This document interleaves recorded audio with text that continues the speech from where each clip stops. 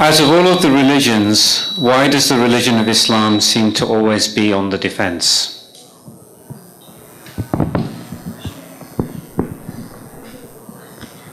That's because you're living in a certain part of the world where it's always on the offense. Okay, if you were to have been born and raised in another part of the world, in most Middle Eastern countries, you wouldn't be asking this question. Rather, a question would be very different. And I've lived in Saudi Arabia for 10 years while I was studying, and I've lived over here. And believe you me, the perceptions of the people about the other are just, like Professor Mattson said, it's unbelievable. The way that Saudis view Americans is just as stereotypical as the way that Americans view Muslims, let's say. So the question is being asked from a very specific geographic region, and that is North America. You would not be asking this question had we been living in any other part of the world. Islam is not on the defense. Rather, from their perception, Islam is being attacked on the offensive all the time. And of course, there's stereotypes on both sides. But I'm just trying to say that that is simply not true. We're just happening to be living in a certain time and place where it does appear to be true. I'd like to make a comment about this, though, and that is that when it comes to all of these issues of jihad and terrorism and violence and whatnot, I think that we need to at least be willing to listen to what people are saying. It's very easy to blame the religion or fanatical interpretations of the religion. And there's no doubt, and I have no problems admitting this, that there are fanatical interpretations of the religion. However, combined with those fanatical interpretations, there are also socio-economic and political conditions that have facilitated such extremist understandings. If you were to somehow solve those socio-economic problems and also address those political grievances, then believe you me, no matter how fanatic a person is, he or she could not have a following, could not have a global following.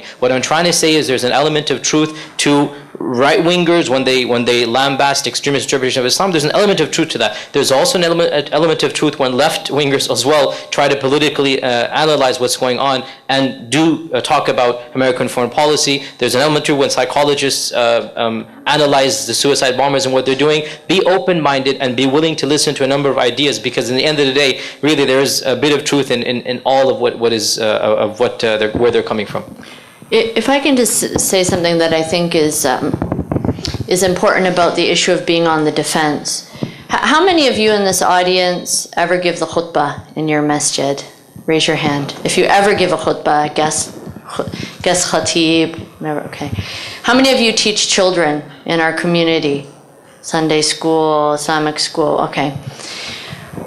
I think it's very important for us, when we convey what Islam is to our community, to not give the impression that we're always on the defense. To feel like a victim, to feel like we are weak, is a very problematic state of mind to be in. Because it makes you look to blame others. It doesn't make you look to the strengths within inside yourself. For people who are, our community, like every community, has all sorts of personalities. They're the people who are very resilient. They could go through the worst hardship and they come out stronger for it. But most people aren't that way. Most people are just normal. And there's a certain amount of stress that they can take, and then they just want to stay away from it. And what's happening is that if we continually talk about, in the khutbah or in our talks, our community, everyone attacks us, the Muslims are weak, this and that, people will feel disempowered. And many people will just fade away. Some people will have a negative, a problematic reaction. We have to be realistic. There are problems, that need to be addressed. But part of the realism is also saying we also have many strengths. We have amazing resources in our community.